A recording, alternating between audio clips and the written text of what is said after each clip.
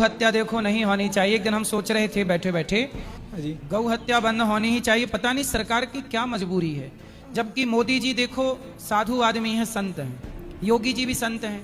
अब मुझे ये समझ में नहीं आता कि यदि मोदी जी, योगी जी संत हैं, राष्ट्र के लिए इतना अच्छा काम कर रहे हैं, इनकी क्या मजबूरी होगी कि ये गौ हत्या बंद नहीं कर पा रहे हैं। भाई मोदी जी तो भारत के लिए समर्पित हैं। मोदी जी सबसे अच्छे नेता हैं पूरी दुनिया में।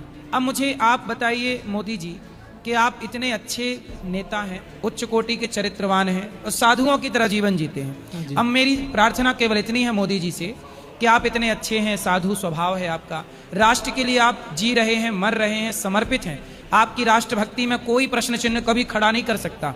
बस आपसे हाथ जोड़ के मेरी प्रार्थना है कि क्या दिक्कत है, आपको क्या परेशानी हो रही है, क्या आप सोच रहे हैं, क्यों इतनी देर लगा रहे हैं।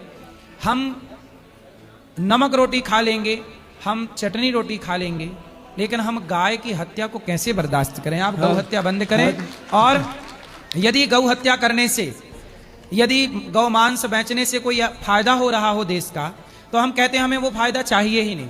हम वो फायदा ना लेके हम 56 भोग ना खा के नमक रोटी खा लेंगे। पर हमारे भारत में, जिस देश में गाय के लिए भगवान कृष्ण आए, जिस देश में राम आए गाय की रक्षा के लिए, जिनकी सेवा से, गाय की सेवा से जिनका नाम गोपाल पड़ा, जिन भगवान की हम पूजा करते हैं, शिव के मंदिर में गाय का बेटा प्रथम दर्शन देता नंदी बैठा है, उस देश में, जिस देश में गाय को माता कहा जाए, उस देश में गौ हत्या शोभा नहीं देती। मोदी जी यदि आप गौ हत्या बंद कर देते हैं तो सदियों तक, मैं कह सकता हूं कि युगों युगों तक आपका नाम रहेगा कि आपने गौ हत्या बंद की। आजाद भारत के आज लगभग 80 साल होने को आए। इस 80 साल में गौ हत्या किसने बंद की? इसलिए मोदी जी से मेरी प्रार्थना है कि आप गौ हत्या जरूर बंद करेंगे। मुझे भरोसा है।